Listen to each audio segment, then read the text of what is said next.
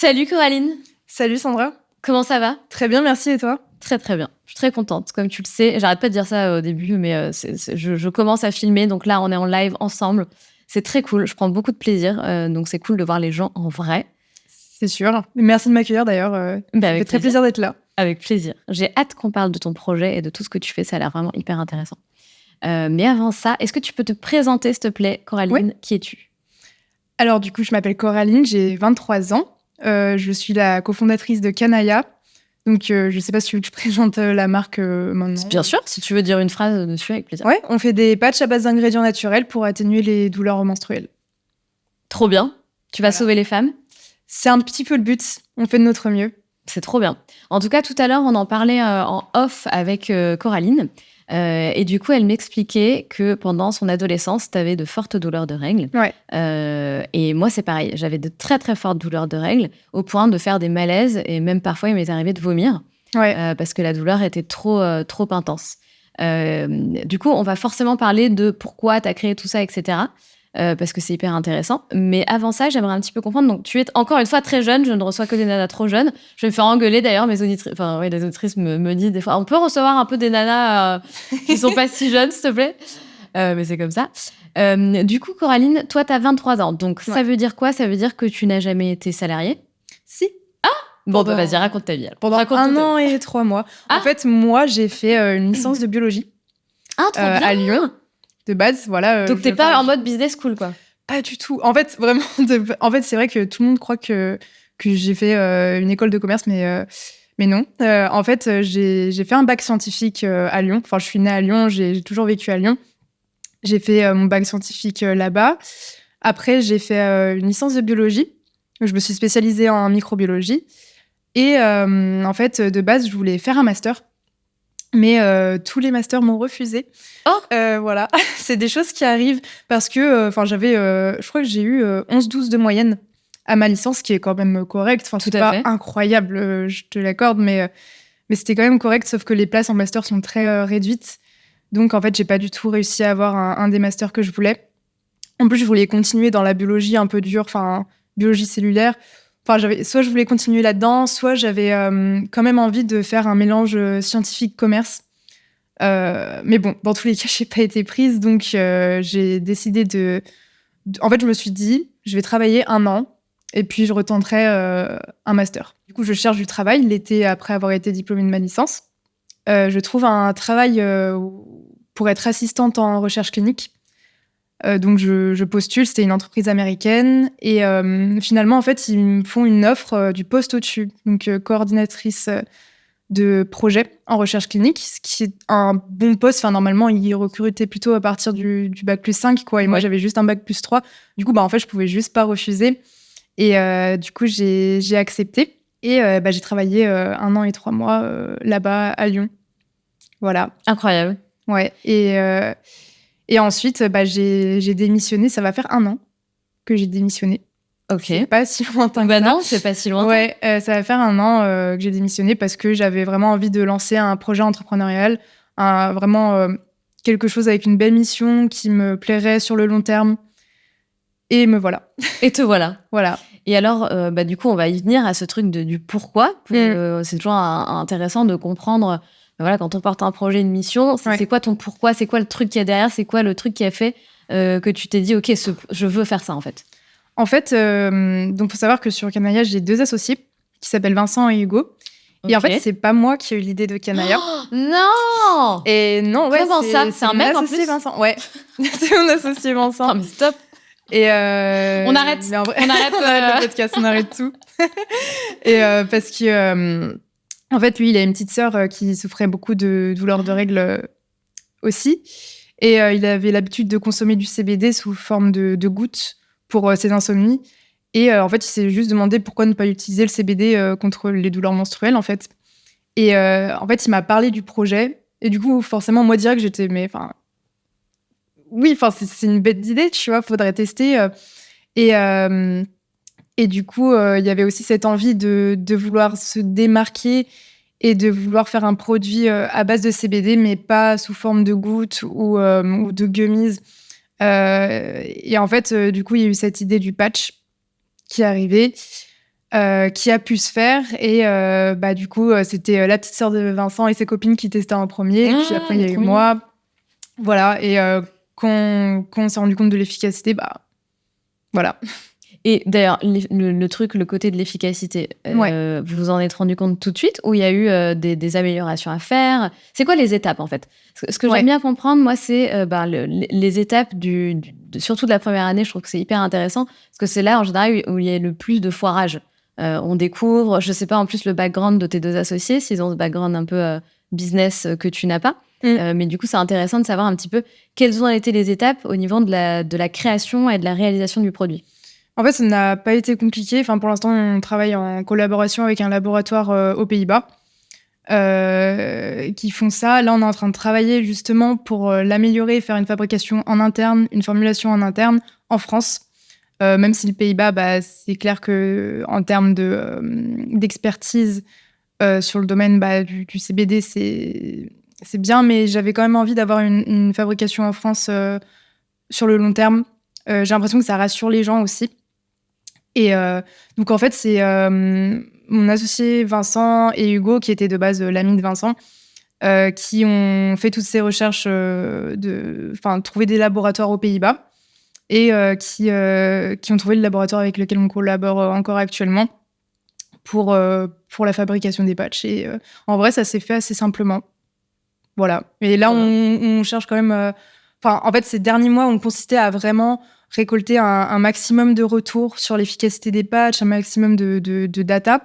Et avec toutes ces datas, là, on prévoit vraiment d'améliorer ce qu'on a déjà et de faire une fabrication en France, en interne. Et toi, le fait que tu aies justement évolué avec un parcours biologie, etc., est-ce que ça apporte quelque chose à ce projet aujourd'hui? En soi, est-ce que ça me sert tous les jours? Pas vraiment, parce que... en fait, la licence que j'ai faite, c'était vraiment des sciences approfondies. Enfin, c'était de la biologie approfondie. En fait, si tu veux, ça me permet évidemment de comprendre comment, par exemple, la molécule de CBD va interagir avec l'organisme pour aller réguler la douleur. Bien sûr. Est-ce que tu peux nous expliquer ça, d'ailleurs? Ou c'est compliqué? Si c'est trop compliqué... Je pense qu'on va perdre certaines personnes. Ah oui, c'est très compliqué? Ouais, c'est assez... Est-ce que tu peux résumer? Je vais essayer de le banaliser. En gros... Comme si tu parlais à des enfants de 6 ans. Voilà. En gros, avec le principe du patch, c'est que le CBD va venir agir de manière transdermique, donc va se diffuser à travers la peau pour aller interagir avec certains récepteurs cellulaires. Et ces récepteurs cellulaires sont, en fait... j'ai pas le mot qui me vient, sont intégrés, jouent un rôle dans le système biologique de régulation de la douleur du corps. Ok. Parce qu'en fait, le corps a un système endocannabinoïde et donc on a sur nos cellules des récepteurs aux cannabinoïdes, dont le CBD. D'accord. Ok. Est-ce que tu sais également, attention, je vais parler d'un truc sexuel, a priori, la masturbation aussi aiderait les femmes durant leur douleur de règles. Est-ce que c'est vrai? Je crois que j'ai déjà vu ça, ouais, mais alors je pourrais pas te certifier. Parce que c'est intéressant de savoir que c'est lié. C'est les hormones qui sont dégagées à ce moment-là qui permettent justement. Enfin, j'en sais rien en fait. Alors je pense que ça n'a pas de lien, mais oui, c'est différent. En tout cas, c'est pas la même réaction, quoi. Tu vois ce que je veux dire? Non, ouais, c'est pas par les deux mêmes. Non, ça n'a rien à voir. Ouais. Mais c'est intéressant, là, on donne des tips à toutes les nanas qui disent putain, enfin des conseils pour les douleurs de règles. Exactement. Ok, hyper intéressant. Donc, toi, ton rôle aujourd'hui dans la société, dans ce projet, c'est quoi exactement? C'est-à-dire au niveau.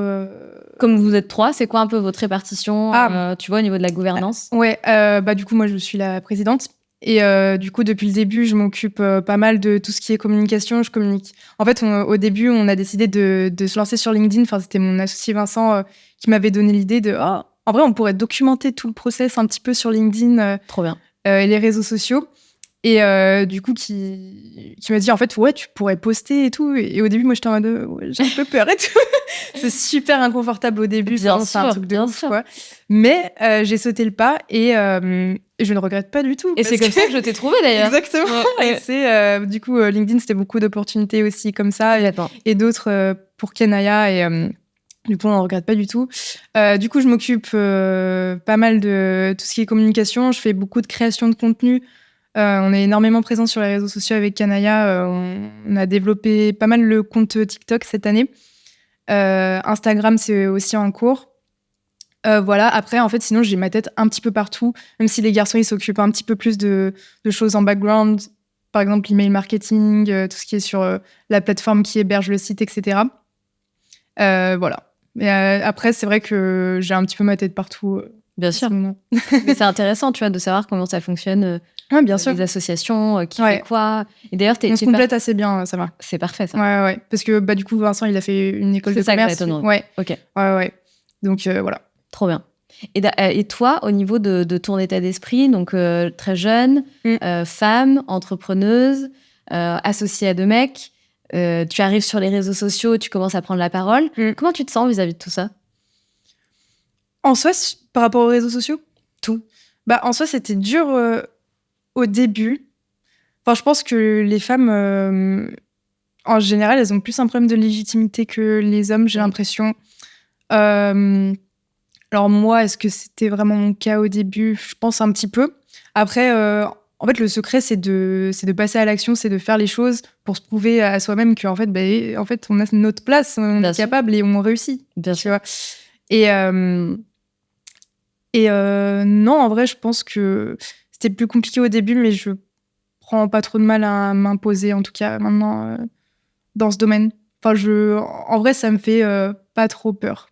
Je pense que je suis légitime et qu'en vrai, chaque femme qui a un projet entrepreneurial, peu importe ce que c'est, doit être ambitieuse, ne doit pas hésiter à y aller, quoi. Parce que, voilà, il n'y a pas de raison qu'une femme ne trouve pas sa place. Complètement. Mais c'est bien, c'est très bien. Et puis, tu as raison de dire que même si tu as peur, même si tu n'es pas à l'aise, il faut quand même y aller, quoi. En fait, de toute façon, je pense que tout le monde a peur au début. C'est même normal. Mais carrément. Et aussi, quand on désire fortement quelque chose, souvent, quand on le désire fortement, en fait, ça nous fait peur. Mais ça, c'est quasi presque une réaction biologique, en fait, naturelle. C'est que, en fait, on veut tellement cette chose qu'on a peur de tout faire foirer. Et du coup, voilà, c'est un peu paradoxal. Mais ouais, vraiment, le secret, en fait, c'est d'avoir peur et d'y aller quand même. D'avoir du courage, en fait, finalement. Tout à fait vrai. Et après, comme tu le dis, à force de faire l'exercice, que ce soit de prendre la parole, de faire un post sur LinkedIn, sur les réseaux sociaux, c'est quelque chose qui devient beaucoup plus facile, tout simplement. Ouais, mais tout devient... Enfin, je pense qu'un peu tout devient plus facile avec le temps. Après, souvent sur les... Enfin, par exemple, sur les réseaux sociaux, et en vrai, même quand on monte un business, il y a souvent la peur du regard des autres. On se dit, ouais... Tu l'as eu, toi? En vrai, au début, ouais. Je me suis dit, mais en vrai, si ça se crache et tout, enfin, il y a toute mon image dessus. Forcément, ça fait peur, tu vois. Mais en vrai, ce qui m'a fait un peu switcher d'état d'esprit, c'est de me dire que, en vrai, même si je fais des erreurs, même si, voilà, tout le monde voit, l'erreur est humaine. Genre, je pense que j'ai juste accepté que même moi, j'avais le droit à l'erreur et que... Enfin voilà, peu importe, c'était pas la fin du monde, tu vois, si Kanaya marche pas ou peu importe quel autre projet, tu vois. Bien sûr. Et ton entourage, comment est-ce qu'ils ont eu peur? Comment réagit ta famille, ton entourage proche? En vrai, plutôt bien. Alors ma mère, c'était un petit peu compliqué au début quand je lui ai dit que je démissionnais parce que ouais, forcément. Les parents en général, ça les fait flipper, quoi. Mais après, forcément, en plus, du coup, j'avais 22 ans. Et j'avais un super travail dans le salariat, du coup, un truc que normalement, j'aurais pas pu avoir juste avec ma licence. Du coup, j'avais quand même un salaire confortable. Faut savoir que j'avais quand même une super équipe. Enfin, en soi, il y avait rien qui me prédestinait à démissionner. Et ma mère, quand je lui ai dit, elle était un peu en mode... Oh, d'accord, ok. Ouais. Tu vois, qu'est-ce qui se passe? Qu'est-ce qui se passe dans sa tête, là, tu vois? Mais... non, en fait, j'ai préféré m'écouter parce que j'avais vraiment, je sais pas, c'était presque instinctif. J'avais trop envie de me lancer dans l'entrepreneuriat à 200%, en fait. Et tu penses que ça devient d'où, cette envie, ce désir d'entreprendre? Tu penses que c'est un peu la vibe de votre société, enfin de notre société actuelle? Peut-être. Après, moi, il faut savoir que j'ai mis un pas dans l'entrepreneuriat quand j'étais déjà dans mes études, en fait. J'avais commencé à m'intéresser un petit peu à tout ce qui était marketing digital et je faisais un petit peu d'achat-revente de produits sur des boutiques en ligne sur Internet. Donc, j'avais un petit pas dans l'entrepreneuriat, on va dire comme ça. Et en fait, je pense que direct, quand j'ai vu que c'était possible déjà de gagner de l'argent sur Internet en passant par un autre système qu'un boulot en salariat, on va dire classique, je pense que ça a vraiment fait sauter un truc dans ma tête. Parce que moi, je viens pas du tout d'une famille qui entreprend. Quand on est baigné sur Internet dans du contenu de personnes qu'on voit un petit peu prendre des voies différentes, dont celle de l'entrepreneuriat sur Internet, en vrai, je me disais juste, mais en vrai, si toutes ces personnes réussissent, pourquoi moi, j'y arriverais pas, tu vois? C'est vrai. Et du coup, j'ai fait ce premier pas et j'ai fait mes premières ventes dans ce système-là. Et je pense que ça a débloqué un truc dans ma tête. Donc, au début, c'était plus pour avoir un complément de revenu à côté de mes études, sans avoir à bosser des heures, parce que j'ai toujours travaillé... en vrai, j'ai toujours travaillé dès mes 18 ans, à partir de mes études, dans des petits boulots de vendeuse. D'accord. Ouais. Et en fait, je cherchais un moyen de faire ça peut-être sur Internet et tout, parce que voilà, je tombais sur plein de vidéos, gagner sa vie en ligne et tout. Mais c'est ça, en fait, on baigne là-dedans. Ouais, c'est ça. Et du coup, je me suis renseignée plus et c'est arrivé comme ça. En fait, c'est un tout. T'as compris qu'on pouvait gagner de l'argent par soi-même. Ouais. En plus de ça, on est baigné avec les réseaux sociaux, etc. Dans tout ça, c'est un peu... Malgré tout, ça reste le truc en vogue, tu vois, ces derniers temps, quoi. C'est vrai. Mais je trouve ça génial. Ouais, mais en fait, je pense qu'après, c'est aussi à force de voir tous ces entrepreneurs sur Internet qui... En fait, le fait de créer de la valeur, de créer vraiment quelque chose dans ce monde et un peu laisser une trace, ça m'a tellement inspirée. Et c'est là, de là qu'est née un peu l'envie de plaquer le salariat et de me dire j'ai envie de monter un truc avec une vision long terme, un beau projet qui aide des gens et voilà. Et où tu portes une vraie mission. Est-ce qu'aujourd'hui, tu as un peu l'impression, alors peut-être que ça évoluera, mais est-ce qu'aujourd'hui, tu as l'impression de porter une mission qui vraiment te parle intrinsèquement et tu as l'impression d'avoir trouvé ta voie, quoi, tout simplement? Honnêtement, ouais. Enfin, je me sens en tout cas beaucoup plus épanouie. Ça, c'est clair que l'année dernière. Ouais, je pense avoir trouvé ma voie. Enfin, en tout cas, c'est ce système de l'entrepreneuriat un peu créer de la valeur, aider des gens de cette manière-là. Ça m'épanouit, c'est sûr, clairement. Au niveau du travail, ça fait vraiment la différence. Et quelles ont été les étapes alors cette année? Est-ce que tu as un petit peu... parce que du coup, ça fait très peu de temps que vous avez lancé le projet, c'est ça? Depuis février, tu disais? Ouais, alors moi, je suis à fond sur le projet depuis février et du coup, mes associés avaient commencé un petit peu sans moi parce que du coup, j'étais encore dans mon salariat et tout. Enfin, c'était compliqué. Fin 2022, donc en soi, Kanaya va avoir 1 an. C'est dingue, c'est récent. On a commencé le début de l'année. Le but, c'était vraiment de créer une communauté sur les réseaux sociaux. Oui. Donc, j'ai balancé à fond du contenu sur le compte TikTok de Kanaya qui a bien grossi. Qui a bien grossi, tout est relatif, mais on a commencé l'année, je crois qu'on était à moins de 10 000 abonnés. Maintenant, on est presque à 40 000. Trop bien. Donc, c'est pas exceptionnel, mais c'est cool. Carrément, je suis contente. Carrément. Donc, l'idée, c'était vraiment de construire une communauté autour des douleurs menstruelles, des règles plus en général. Et en fait, de mettre en place le market fit, vraiment de valider le produit et de récupérer un maximum de retours de data, que ce soit de clientes ou alors d'experts, donc gynéco, sage-femme, etc., sur le produit. Trop bien. Voilà. Et donc là, vous êtes vraiment là-dedans, encore dans cette continuité-là? Ouais, là, on a plutôt validé le truc. Et l'enjeu dans les prochains mois, ça va plutôt être de scaler, de faire plus de volume. On veut aussi être en pharmacie. Trop bien. Voilà, donc trop cool. Trop bien. Et donc, on est d'accord que vous faites des ventes depuis le début de l'année? Oui, ouais. Et tout grâce au site internet? Ouais. Du coup, en organique, parce que, en tout cas, pour l'instant, on ne fait pas d'ads, pas de publicité, parce que du coup, c'est un petit peu compliqué avec le CBD de faire de la publicité en fait sur Meta, Facebook, Google. Ok. C'est pas vraiment autorisé? Eh ben non. Même si le CBD est légal, non. Ils aiment pas du tout, franchement. Enfin, on a essayé, hein, on s'est fait bloquer de partout. C'est pas vrai. Ouais. Vraiment, c'est pas... on n'y est pas arrivé. Donc, depuis le début de l'année, on est en organique.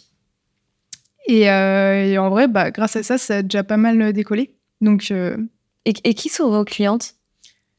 Des autres tranches d'âge? Ouais, des femmes en France, Suisse et Belgique, du coup, pour l'instant. Entre, je dirais, entre 20 ans et 40 ans. Ok. Plutôt, ouais. Et les retours que vous avez... Est-ce que d'ailleurs, bon, désolée pour celles qui ne voient pas parce que là, on est en train de filmer, mais du coup, celles qui écoutent, je vais juste demander en fait à Coraline de nous montrer le patch. Ouais. Donc la petite pochette. Ok, trop cool. Et du coup, dans cette pochette, c'est des pochettes indives et à l'intérieur, tu as un seul patch? Là-dedans, il y en a 4. Ah! Ouais. Right. Ok. Ouais. Il y en a 4 dedans et donc chaque patch a une efficacité de 24 heures. Donc en fait, tu le mets au niveau de la zone douloureuse sur ton ventre, en général, en bas du ventre. Et voilà, juste tu le mets et tu le laisses faire effet. Le CBD va se diffuser pendant 24 heures. Ok, tu peux le laisser sur ton corps 24 heures. Ouais. Ok. Exactement. Et je peux le voir? Ouais. Tu veux que je joue? Non. On va juste regarder ce qu'il y a écrit sur la petite pochette. Ok, donc vegan, naturel, sans allergènes. Donc à part du CBD, est-ce qu'il y a autre chose dedans? Ouais, il y a des extraits d'huile de coco, de l'eau et de l'adhésif. Quels sont les retours que les filles, elles vous font? Genre, est-ce que t'as des nanas qui t'écrivent oh, non mais attends, ça a changé ma life, quoi? Ouais, carrément. Mais arrête. On a eu des retours de fou. Enfin, vraiment. Et sur Instagram, sur TikTok, même sur LinkedIn, j'en ai eu plein. Des retours des personnes de LinkedIn qui m'écrivent en mode oui, j'avais acheté les patchs. Merci beaucoup. Enfin, c'est vraiment quand j'ai un merci, tu vois, ou alors ça a changé ma vie. C'est vraiment les termes qu'elles utilisent, ça a changé ma vie? Ah oui. Ouais, on a déjà eu des retours où concrètement elles disent que ça change tout en fait. Et aussi de personnes atteintes de maladies comme l'endométriose ou les SOPK, je sais pas si tu connais. Oui, bien sûr. Voilà, qui vraiment les patchs les aident énormément. Et pareil, je pense une des premières personnes qui a testé qui avait l'endométriose, c'est une amie à moi qui m'a dit, mais en fait, normalement, quand elle est en crise, je crois, elle peut plus se lever du tout. Vraiment, elle est en PLS dans son lit. Et en fait, là, elle a pu faire sa journée normalement, faire ses courses et tout. Donc, surtout, elle n'avait pas pris de médicaments. Donc, en fait, quand elle m'a dit ça, j'étais en mode, ok, il y a vraiment un truc, tu vois. Est-ce que toi, à titre perso, tu les utilises? Oui, du coup, tous les mois, j'ai toujours le premier jour qui est assez douloureux et je mets les patchs. Voilà. Et c'est ça que je veux savoir. Est-ce que tu le mets, du coup, au moment où tu as mal ou tu le mets dès que tu sais que tu vas avoir tes règles? En général, dès que je commence à avoir un petit peu mal, je sais que ça va s'amplifier, du coup, je les mets. Et comme ça, direct, ça permet de pas... que ça ne s'amplifie pas, en fait. Et tu peux prendre ta douche avec ou pas? Non. Ouais. Ah ouais? Ouais, ils sont... tu peux même faire du sport avec. Moi, je vais beaucoup à la salle de sport et tout, je les garde pendant ma séance. Et d'ailleurs, ça me permet de m'entraîner parce que quand c'est trop douloureux, c'est pas évident. Mais oui, on peut les garder pendant le sport et sous la douche. Bon, à condition de pas non plus mettre 3 tonnes d'eau dessus. Enfin, vraiment, faut plutôt éviter la zone. Mais bon, s'il y a de l'eau qui tombe, c'est okay. Pas grave. Ouais. Mais non, ils tiennent super bien. Je vous vois bien faire l'émission Qui va être mon associé. Ouais, on me l'a dit plein de fois. Mais oui, genre projet parfait. Ouais, mais en fait, là, ils sont en train de tourner en ce moment. Oui, en plus, tu sais que la saison. Ce n'est pas trop tard. Hein. Comment ça? Quand ils sont en train de tourner, c'est pas trop tard. Tu peux quand même leur écrire. Et ils peuvent te faire passer un process encore plus rapide pour rentrer s'ils ont un coup de cœur sur ton projet. Pas du tout. Parce que pour moi, en fait, les inscriptions, du coup, les candidatures, c'était là au début de l'année, en mars, je crois, ou même un petit peu avant. Enfin, juste après qu'ils aient diffusé la dernière saison. Et tout le monde m'avait dit, ouais, faut le faire et tout. Sauf qu'en fait, on se sentait tellement pas prêt. Enfin, tu vois, c'était en mars. Moi, ça faisait. Moi, j'étais dessus, tu vois. Et j'étais en mode, oula. Par contre, l'année pro, why not? Non, mais Coraline, ce n'est pas perdu. Ok. Non, mais vraiment. Écoute, là, cet après-midi, mais t'écris à Anthony Bourbon, non, mais tout est possible, tu vois. Ok. Enfin, part du principe que. Parce qu'en fait, ce qui se passe, si j'ai bien compris, c'est que parfois, pendant parce qu'en fait, j'en ai reçu plusieurs qui sont passés dans Qui va être mon associé. Ouais. Et il me semble, si je dis pas de conneries, que si jamais, tu vois, ils trouvent pas des profils assez intéressants, etc., ils se retrouvent à devoir chercher en last minute, un peu, vite, il nous faut d'autres projets, quoi. Donc, tout est possible. Ouais. Et puis, encore une fois, tout est possible. Tu vois ce que je veux dire? Oui, c'est vrai. Si le gars a un coup de cœur, bien sûr. S'il a un coup de cœur pour le projet, bien sûr qu'il faut passer le process, en tout cas. Ouais. Ok, bon, c'est bon. Donc, moi, je veux te voir. Je suis fan de cette émission. Je veux te voir. Moi aussi. Dans l'émission. Mais ouais, c'est... Ok, je regarderai. Je pense qu'il faut tenter. Ok. De toute façon, l'entrepreneuriat, c'est ça. Hein. Mais en vrai, moi, je me mets pas de limite. Tout est possible. Mais complètement. D'ailleurs, j'ai adoré ta réaction quand j'ai écrit à Coraline sur LinkedIn. Donc, j'ai vu un post passé qui m'a interpellée, forcément. Ça parle de femmes, ça parle quelque chose qui est une solution, un produit qui résout un problème qui est universel. Donc, je trouve ça génial. Et en plus, c'est une femme qui le porte, même si tu as 2 associés, voilà. Et donc, j'ai dit à Coraline, OK, est-ce que tu veux venir à mon micro à Paris en studio, telle date? Ouais, alors attends, j'habite pas à Lyon, mais je regarde. OK, c'est bon. J'habite pas à Paris, mais... Oui. En 2 secondes, tu m'as dit oui, quoi. Ouais. Tu vois ce que je veux dire? Alors que t'habites pas à Paris. Ouais, mais franchement, moi, en fait, j'avais déjà écouté ton podcast et tout. Moi, je pense que quand je vois une opportunité, je saute dessus. Hein. En fait, c'est limite, je mets mon cerveau en mode off. Bien sûr. Et parce que, en vrai, direct, j'étais en mode, ça va être galère et tout, j'ai ça à faire et tout, mais je suis sur Lyon, machin. Non. je prends mes billets, je verrai, tu vois, je dis oui et je prends mes billets et après, je sais que de toute façon, je m'arrangerai. Par exemple, si j'avais d'autres impératifs, je m'arrangeais. Vu qu'il y a une opportunité à ce moment-là, complètement. Moi, je saute dessus, je réfléchis pas. T'as trop raison. Et je pense que, d'ailleurs, un entrepreneur, ça doit réfléchir comme... Enfin, du coup, pas réfléchir. Tu as raison. Non, mais... ça doit agir un petit peu comme ça et savoir prendre des décisions vite. Tout à fait. Tu vois. Et c'est ce qui fait la différence sur le long terme pour la construction d'un business. Voilà. Totalement. Après, même, tu peux appliquer ça dans ta vie perso. Hein, après, c'est surtout dans l'entrepreneuriat que ça a des conséquences favorables, mais je prends la décision vite. Et donc, totalement d'accord. J'essaye. Mais c'est très bien. En tout cas, moi, je l'ai remarqué et j'adore ce genre de personnalité. J'adore. Tu vois, je me dis tout de suite, c'est parfait. Tu vois, je sais que... après, c'est efficace, c'est rapide. Ouais. La personne qui va te dire « Oui, alors attends, je peux te dire dans 5 jours. » Ça, j'avoue que... voilà. Ça, j'avoue, pour mes futurs invités, si vous voulez, ça me saoule un peu. C'est vrai que... tu vois, c'est pour l'organisation. Après, j'essaie de me mettre à la place des gens. Tu vois, je sais qu'organiser un truc peut-être... là, tu tournes plusieurs épisodes, ça doit être pas facile en termes d'organisation. Exactement. Merci. Donc, t'as un petit peu pensé à moi et à mon organisation, quoi. Mais je pense que c'est important de se mettre à la place de la personne. J'adore. Voilà. Mais c'était tout à fait ça. Parce qu'en plus, t'attends, du coup, de savoir qui peut telle heure. Pour briquer des horaires et tout. Exactement. Ouais. Donc, tant mieux si ça t'a arrangé. Ça m'a interpellée et j'ai trouvé ça super. Et je suis d'accord, je pense que c'est vraiment clé dans le mindset d'un entrepreneur qui va loin, en tout cas. Et je me suis dit, cette nana va aller loin. Parce qu'elle a pris une décision. Elle a accepté mon invitation au podcast. Elle a le bon mindset. Non, mais tu vois, je me suis dit, elle a le bon mindset. Incroyable. Voilà. C'est quoi ton goal? Genre, maintenant que tu es dans une aventure entrepreneuriale, il y a un peu tout qui est permis, c'est ça qui est génial d'ailleurs dans les aventures entrepreneuriales. C'est quoi ton goal? Qu'est-ce que tu adorerais faire grâce à ce projet? Grâce à Kanaya? Ouais. Le goal vraiment avec Kanaya, c'est, comme j'ai dit tout à l'heure, c'est d'être dans toutes les pharmacies de France et que ça devienne un petit peu, pas un petit peu, que ça devienne la solution numéro 1 naturelle pour réduire les douleurs menstruelles. Trop bien. Donc voilà, hors médicaments, le premier truc auquel on pense, c'est Kanaya. Ma copine elle a mal, Kanaya, tu vois. Et aujourd'hui, donc j'imagine que c'est des choses qui sont pas remboursées, etc. Non. Est-ce que ça serait possible que ça devienne un produit remboursé parce que nécessaire? C'est à voir. Mais je pense pas que ce soit impossible parce que compliqué partout. En fait, faudrait vraiment compliqué, mais ouais. Mais à voir sur le long terme parce qu'en effet, tout dépend de l'impact. Si je pense qu'on voit que ça a un impact vraiment énorme sur les femmes et de réussir vraiment à le prouver à grande échelle, là, je pense que ça peut peut-être faire changer, bousculer les mentalités. Voilà. Après, tu me diras, le Doliprane et le Spasfon sont absolument pas remboursés. Ouais, mais s'ils sont prescrits par un médecin, tu les paies pas. Ah oui. Ouais. Donc, il faudrait que Kanaya puisse se faire prescrire par un médecin. Et ça serait énorme. Ouais, ce serait énorme. Est-ce que tu connais... j'ai reçu une nana à mon micro, je sais pas, peut-être l'année dernière, j'arrive plus du tout à remettre... niveau temporel, je suis un peu perdue. Mais je l'ai reçue à mon micro.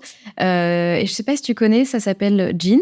Ils ont créé un centre de parcours de santé pour la femme qui s'appelle Jean. Ça me dit quelque chose, mais je sais plus. Et donc, c'est à Paris.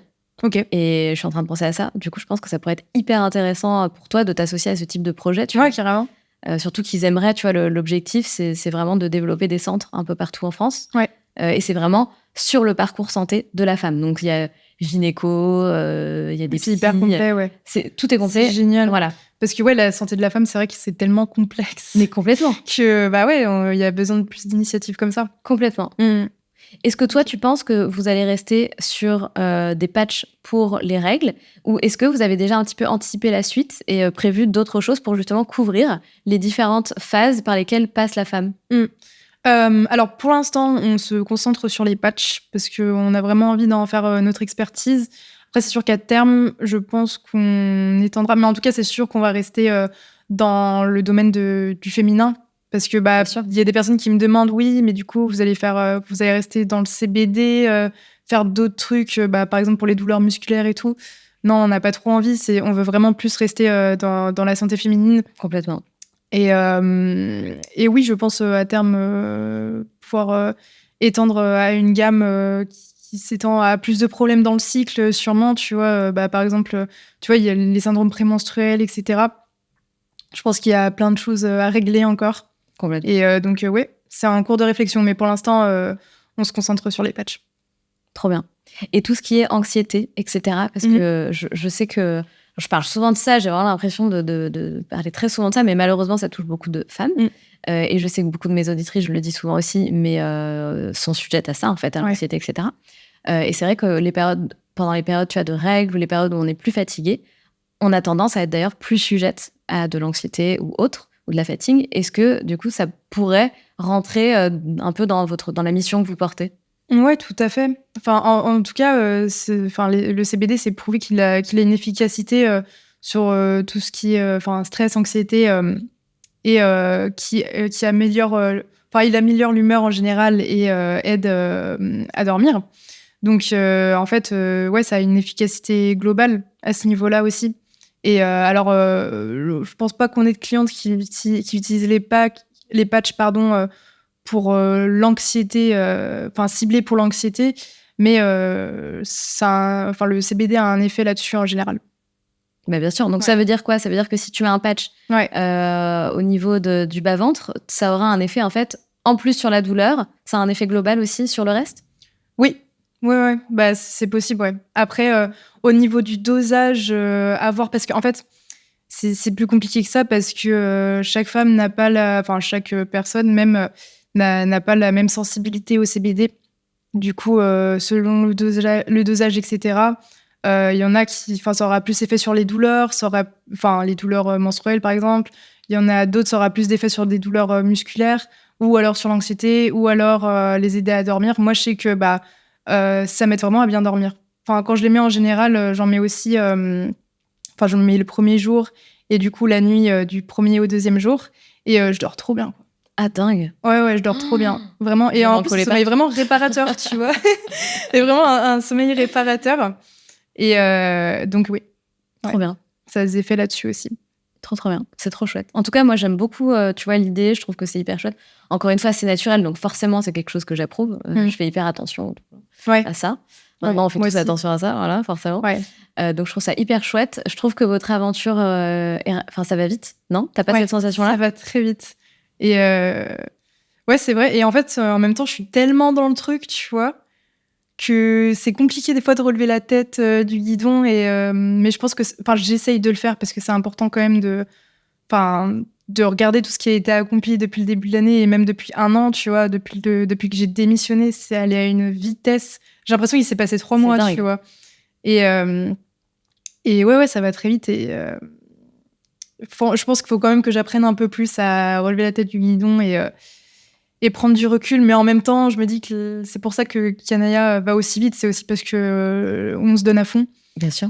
Donc, voilà. C'est trop bien. Quand tu dis que tu as démissionné, t'as sauté sans filet de sécurité? Pas de rupture co, rien? J'avais demandé une rupture conventionnelle qui a été refusée. Mais en fait, non, j'habitais encore chez ma mère. Du coup, en gros, il y avait vraiment le fait de j'ai pas de loyer à payer. En soi, je risquais pas grand-chose, tu vois.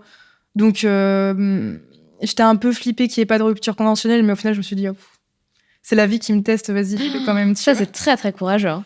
Ah, franchement, c'était, je pense, une des décisions les plus dures quand même.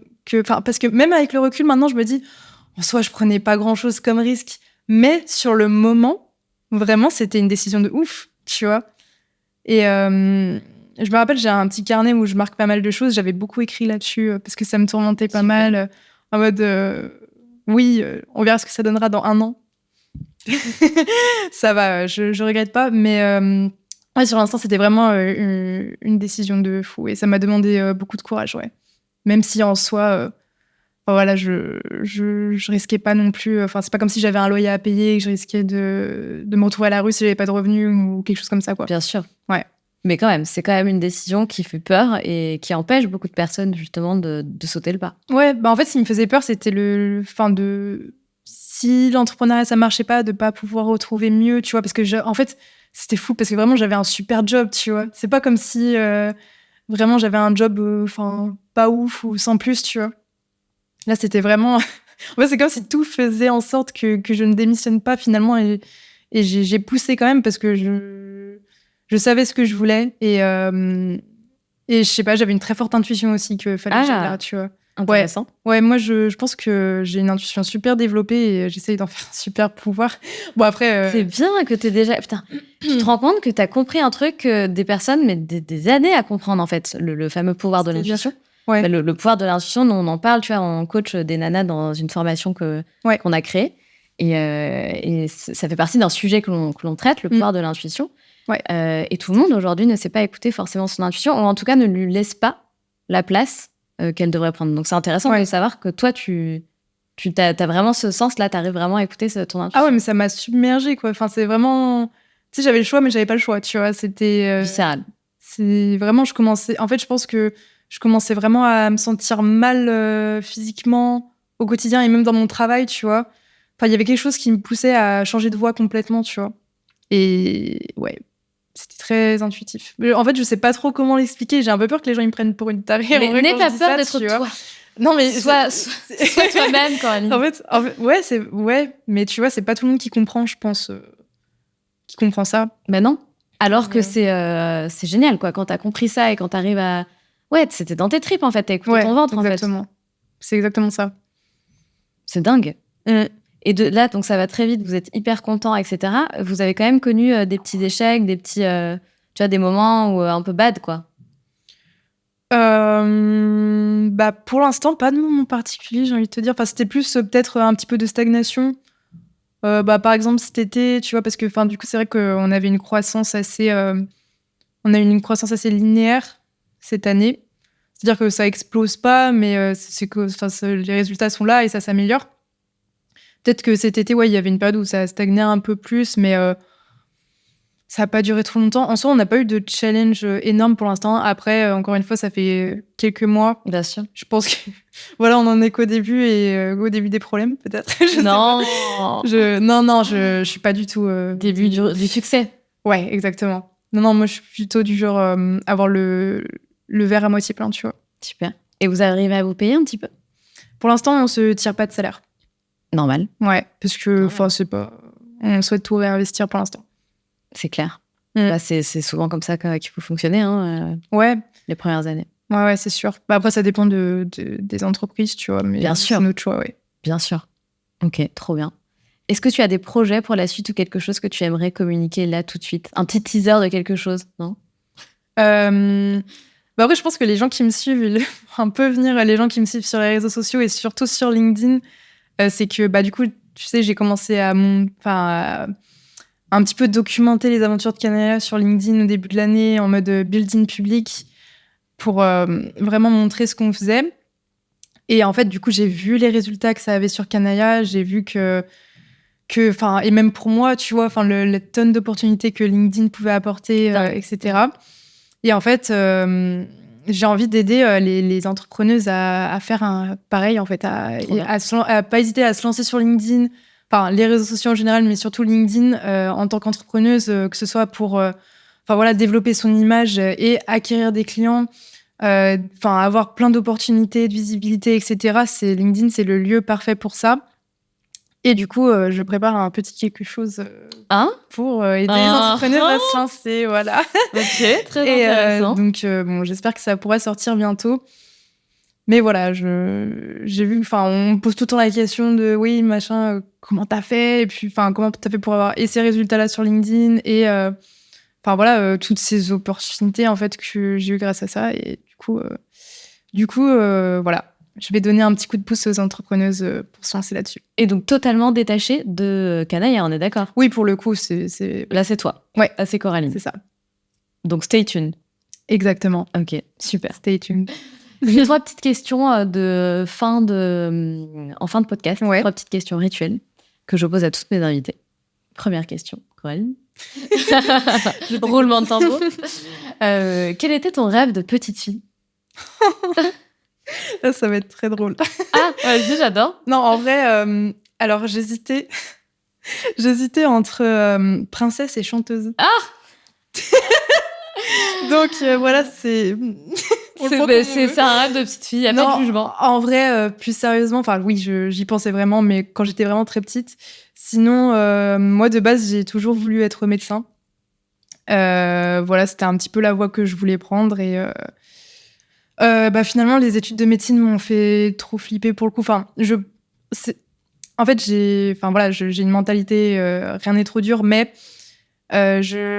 arrivée à la fin de mon lycée, je me suis dit, est-ce que je suis vraiment prête à faire tout ça pour être médecin? Est-ce que je veux vraiment être médecin? Et en fait, là, tout s'est remis en cause. Et bon, je suis partie en fac de biologie, c'est pas la même chose, c'est un petit peu lié. Mais bref, voilà. Je voulais être médecin. Médecin, princesse ou chanteuse. Exactement. C'est un petit peu ça. C'est beau, c'est très beau. Ok.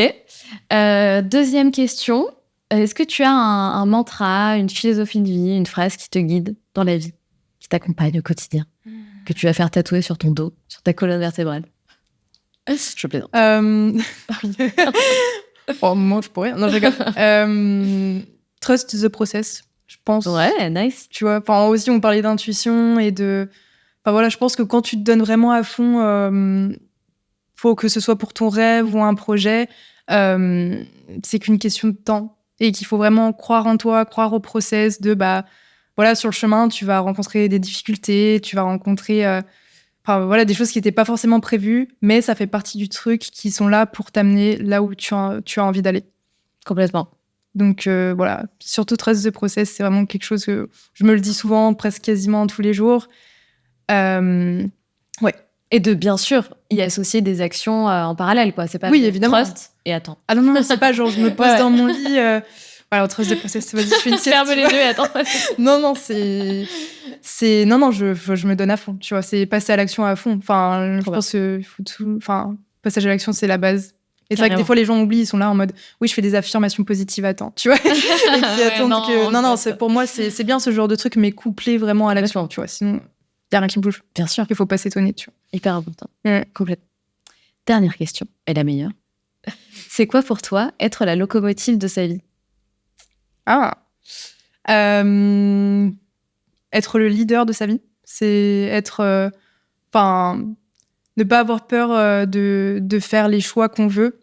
De faire ce qu'on veut. Je pense que ce soit professionnellement parlant ou personnellement parlant. Ouais, de prendre le contrôle, en fait. Et de... Voilà, s'il y a une situation si, par exemple, dans votre vie, en ce moment, vous êtes au plus bas ou... ne pas se laisser abattre et vraiment se battre et être leader aussi, voilà, de vraiment, si on a un rêve, de se battre pour ce rêve et d'en prendre la responsabilité et de pas hésiter à y aller. We like that. C'est top. Franchement, c'est super, parfait, efficace, j'adore. La dernière chose, et c'est le dernier petit rituel que l'on a mis en place depuis qu'on tourne les podcasts, je sais même pas comment on dit, qu'on filme les podcasts, c'est que c'est l'invité qui clôture l'épisode. Donc la parole est à toi, Coraline. Oui. Je te laisse clôturer ces épisodes en regardant droit à la caméra et en t'adressant à nos... C'est plus des auditrices, du coup, c'est des... C'est des quoi? Des viewers. C'est des viewers. Ouais. Merci beaucoup d'avoir écouté cet épisode. J'espère qu'il vous a plu. N'hésitez pas à aller noter l'épisode et à le partager à quelqu'un l'épisode dont l'épisode pourrait l'inspirer. N'ayez pas peur de vous battre pour vos rêves et de faire ce que vous aimez dans la vie. C'est très important. Pensez à vous. Très important. Merci beaucoup, Coraline. Merci à toi de m'avoir reçue. Salut, à la prochaine. À la prochaine.